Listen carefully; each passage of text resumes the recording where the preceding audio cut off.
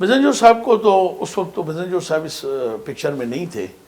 وہی same P D M والی صورتحال ہماری تھی جو سارے ہم دوست تھے کہ یار کچھ بھی ہو کم سے کم جام صاحب کو ہٹنا چاہیے.